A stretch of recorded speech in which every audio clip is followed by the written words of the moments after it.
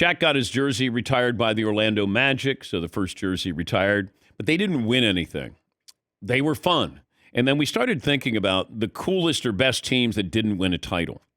In Orlando beat Michael Jordan. They're the only team to beat Mike in those championship days. And that was when was Mike coming back. They talked about, he rusty and the whole thing. And Orlando ended up beating Jordan and the Bulls. You got a team, Marvin, any sport, that didn't win a title, but, man, were they fun. You know what? The 95 Seattle Mariners. Ooh. Young Griffey, Randy Johnson. Like that. Young A-Rod, Jay Buhner, the Martinezes. And the 01 Mariners, they won 116 games. Brett Boone hit 189 home runs that season. That's not true. That's not true, but it felt like that. Yeah. Todd, you have one of those teams? I would lean towards the Bills. You could pick any one of those four with those giants on those teams. Giants, pun not intended there. That when you have Thurman Thomas and you got Reed and you got Kelly and Talley and all those guys, I was ashamed that they couldn't win one of those. Bruce Smith, yeah. Seton, who's your coolest, best team that didn't win a title? You know, it's funny that you mentioned this because I thought about them yesterday, as a matter of fact, and I'm not sure, I don't even remember exactly what we were talking about. Mm-hmm. But there was a Minnesota Vikings era. Randy Moss, Dante Culpepper. Chris Carter. Robert Smith, maybe. Ooh. There was an era there where Randy Moss was really coming into his own, and Dante Culpepper was a thing, and you were like, dang, those dudes got something. That was a cool team.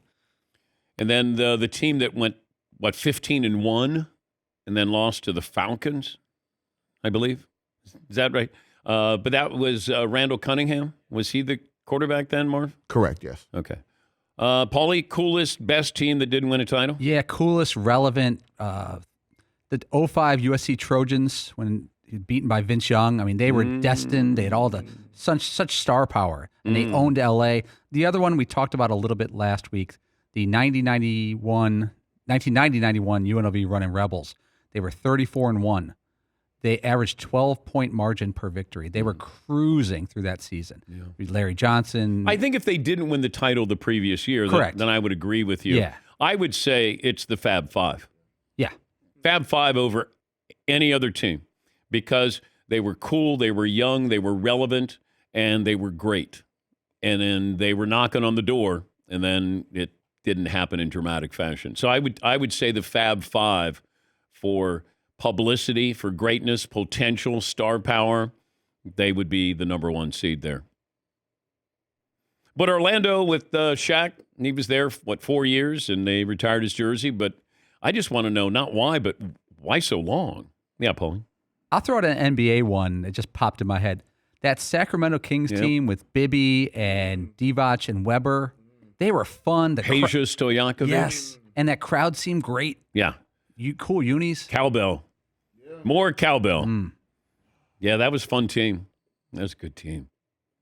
You loved some Peja. I mean, I'm going to give you full credit on that one. Peja is one of the greatest shooters of all time. Used to come in. Underrated. Underrated, one of the greatest shooters of all time. And degree of difficulty. But I'd come into work and be like, Peja Stojakovic, man. Yes, Mark. And everybody on that starting five could pass the hell out of that basketball. Like, Chris Webber is so underappreciated as one of the great passers. The behind-the-back pass to somebody cutting. Yeah. Like, wait, at 6'10", he was doing this. Yeah.